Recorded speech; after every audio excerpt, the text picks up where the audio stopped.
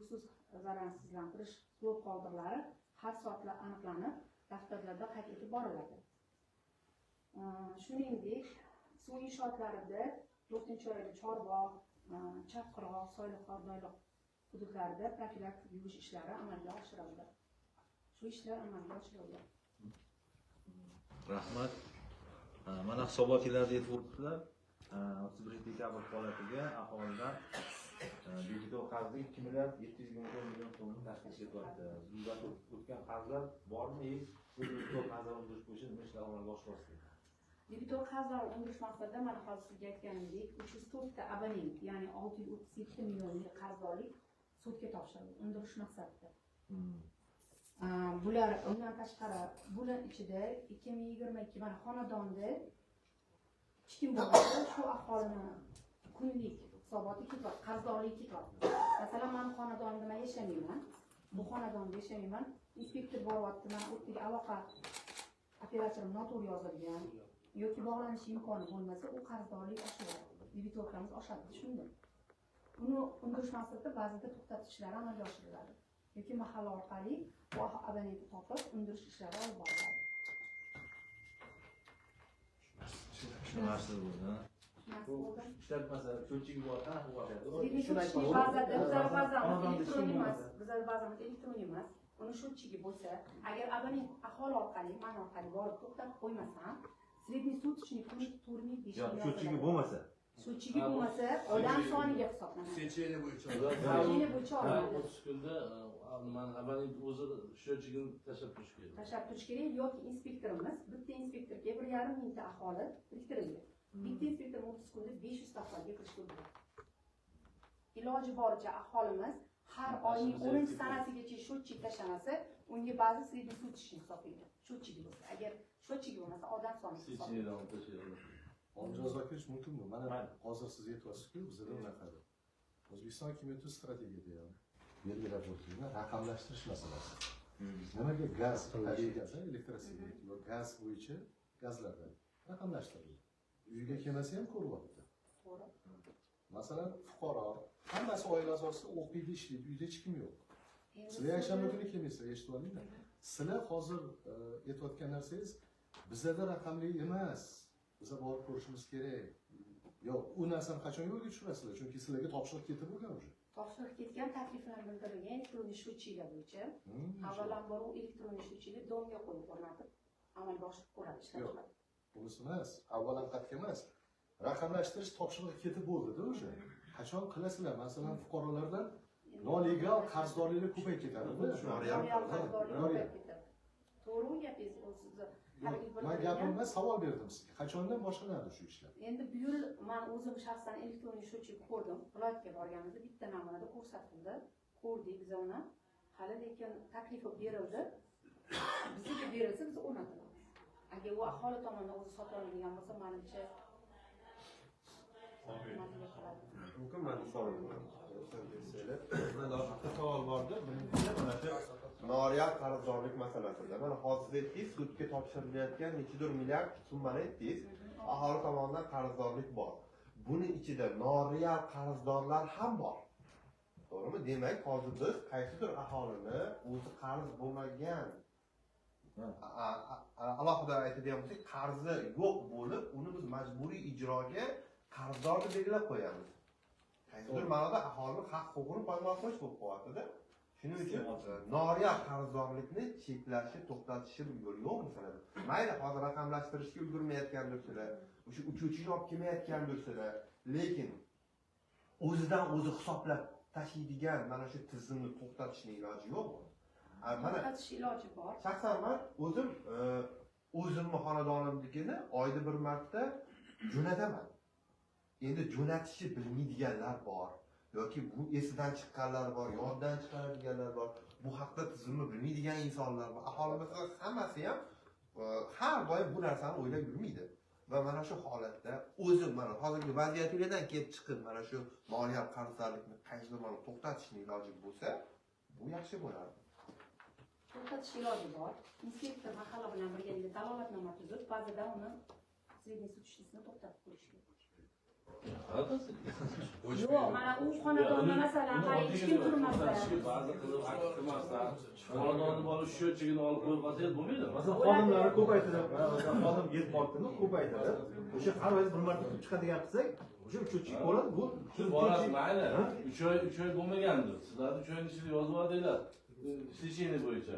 Lekin u kelgandan keyin sudga berishdan oldin bor xonadonni o'rganib, o'sha noliyazli deyotganni o'rtasida bor haqiqiy счетчидagi faktni olib, o'shani o'chirtasi bo'ladi. Shu katta muammo emas bu. qarz ketayotganda счетчик показанияsi olinsa, srednесуточный hisoblangan minus qilinadi. Minus qilinadi. To'g'ridan to'g'ri noliyaz yo'qoladi. 3 oy ichida sredнесуточный ketgan bo'lsa, показанияsi olinsa, sredнесуточный orqaga qaytarib, Qayta hisob kitob qiladi. счетчиgingiz 230 bo'lib turib, 231 bo'lsa, 231 uradi, orqaga qaytarib qarzdorlik. tushunarli. Qayta hisob o'sha bitta narsani mana shu savollarni eshitdingiz. Shu savollar bo'yicha o'zlarida bir o'rganish olib borib, bir taklif o'sha e'tirozlarni mana qilib bir hisobot berasiz. Tushunarli. Baxtiyor aka emas. Mana hozir sizlar hammalardan postlari remont qilasizlar, dasturdagi remont qilasizlar-da. Dasturdagi. Barash Iskandar mahallasini orasidagi eski davrda qo'yilgan turba. Ichimlik toza suvi oqib yotibdi.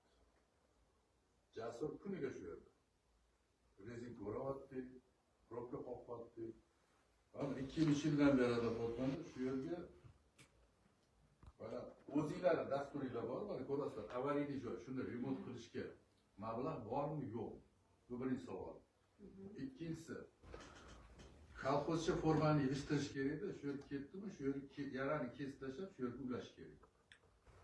Mana oldingi avtomobilni boshlig'i bilan gaplashib turib, paysini masjidni oldidan Garbatigacha asfalt qilmoqchi. Pulini ham topdi. Lekin ben oldimga qo'yib qo'ygan masalasi, hozir asfalt qiladigan bo'lsak, suv yorib tashlayapti. Xudoning bergan bunisidan yolg'on bo'ladi, haftada bir marta avraydi. Oppoq yamishni, norqasidan juda ko'p narsalar bor. Shu narsani men Jalolga ham aytdim. Mana hozir yangi boshliq kelib hali ko'rganim yo'q. Yaqinda deputatga so'ramoqchiman. Hali javobini olganim yo'q. Bu yil hal bo'ladimi, yo'qmi? Shu yerga bana o'zinglarning dasturinglar bilan. Chunki o'zing budjet bilan endi biz har bir davlat tashkilotlari darsasiga kirish bu to'g'ri kelmayapti-da. Bundan ko'ra men ish ko'chalarni asfalt qilishim kerak, stavbalni qilishim kerak. Bu turba yonidan ketyapti, yuzli turba ketyapti. Agar shu yuzli turbaga Iskandar bilan borsa, yangi liniya yonida ketyapti. Ko'taradimi, ko'tarmaydi. Shuni ana o'zing beringlar shuni. Taklifini nima bo'ladi? Shunga qarab turib anaqa. Mablag' o'zimizda bo'lmaydi, ularga taklif beramiz. Viloyatdan olinglar. Ajratib berishi bilan ishchi kuchi bilan. Roshanga necha marta chiqyapman hal bo'lmaydi. Bu bo'lmaydigan bo'lsa, o'sha biz hozir taqdimga kirishga majbur bo'lamiz. Chunki bunday bo'lishganimiz odamlarning hayoti o'zi yaqinda yana Iskandardek xuddi shu yerdan qochaman 4 ta mashina ketib bo'ldi. Tushunarli. Problema Bu masala bo'yicha ham qo'shimcha axborot berasizlar, taklif berasiz.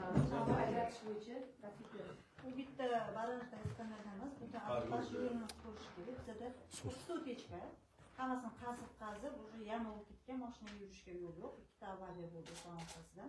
Даже o'sha ko'chaga kiraverishni ham qazib qo'yishgan yo'l yo'q. Aylanib yurishib ketdi. Masalan, korpusga Tushundingizmi? Hammasi bo'yicha qo'shimcha axborot berasiz.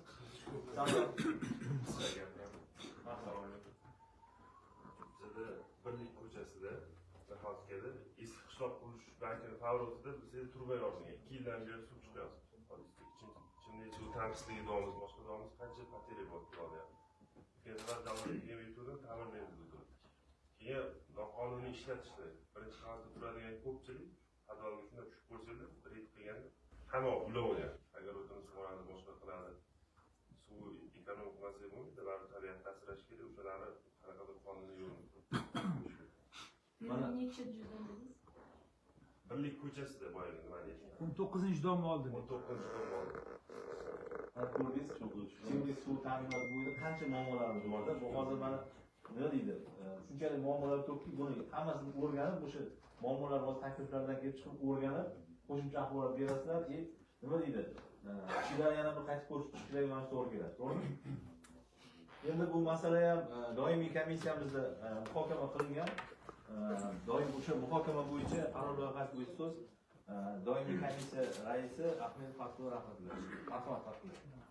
Toshkent viloyati suv ta'minoti Bo'stonliq tumani filiali boshlig'i Ermatov Jaloliddin Burxanovichning hisobotiga asosan tayyorlangan kengash qaror loyihasi bo'yicha doimiy komissiya xulosasi. O'zbekiston Respublikasining mahalliy davlat hokimiyati to'g'risidagi qonunning 24-moddasiga asosan Toshkent suv ta'minoti tuman filiali rahbari Ermatovning O'zbekiston Respublikasi Prezidentining 2023-yil 24-oktyabrdagi ichimlik suv ta'minoti va oqova suv tizimini yanada takomillashtirish bo'yicha qo'shimcha chora-tadbirlar to'g'risidagi 343-sonli qarori ijrosi yuzasidan 2025-yil 4-chorak yakuni bilan amalga oshirilgan ishlar to'g'risidagi hisoboti 2026-yil 16-yanvar kuni agrar qurilish kommunal sohalar ekologiya sanoat va transport masalalari bo'yicha doimiy komissiyasining yig'ilishida tinglandi.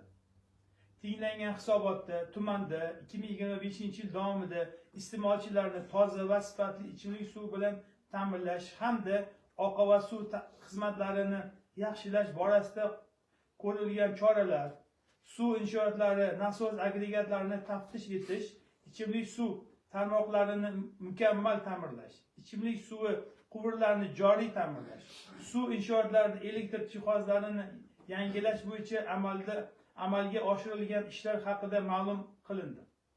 Toshkent suv ta'minoti tuman filiali rahbarining hisoboti batafsil muhokama qilinib, kengash qaror loyihasi ishlab chiqildi va kengash kotibiga taqdim etildi. Kengash qaror loyihasi O'zbekiston Respublikasi amaldagi qonunchilik hujjatlari hamda O'zbekiston Respublikasi Oliy Majlisi Senatining kengashining 2025-28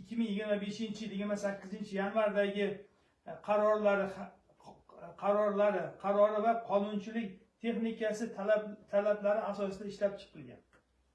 Doimiy komissiya a'zolari ishlab chiqilgan qaror loyihasini tasdiqlab berish maqsadga muvofiq deb hisoblaydi. Rahmat Fatullohga qaror loyihasi amalga tarqatilgan. Hozirgi muhokamadagi takliflar bilan o'sha qaror loyihasini ovozga qo'yaman. Rozilar? Rahmat. Qarshilar, betaraflar yo'q. Qaror loyihasi tasdiqlandi. Rahmat mumkin. Endi hurmatli deputatlar, sessiyamiz kun tartibga kirilgan barcha masalalarni ko'rib chiqdik. Sessiya o'tish yuzasidan sessiya kotib axborot tinglanadi. Marhamat. Assalomu alaykum, hurmatli sessiya qatnashchilari. Joriy yilning 24-fevral kuni bo'lib o'tgan 7-chaqiriq Xalq deputatlari Bo'stonliq tumani kengashining 27-sessiyasida jami 25 nafar deputatdan 18 nafari ishtirok etdi. Kvorum ta'minlandi. Sessiya kengash raisi Boboyev Olimjon Zokirovich raislik qildi. Sessiyada tuman hokimi o'rinbosari, tuman idora tashkilot va bo'linma rahbarlari, siyosiy partiyalarning tuman kengashlari raislari, ommaviy axborot vositalari vakillari ishtirok etdilar. Sessiya ishida 7 ta masala qo'yilganda, bundan 6 tasi ko'rib chiqildi, bittasi keyingi sessiyaga qoldirildi. 4-masala. Kun tartibidagi qo'yilgan 6 ta masala bo'yicha mas'ul rahbarlarning hisobot va axborotlari tinglandi.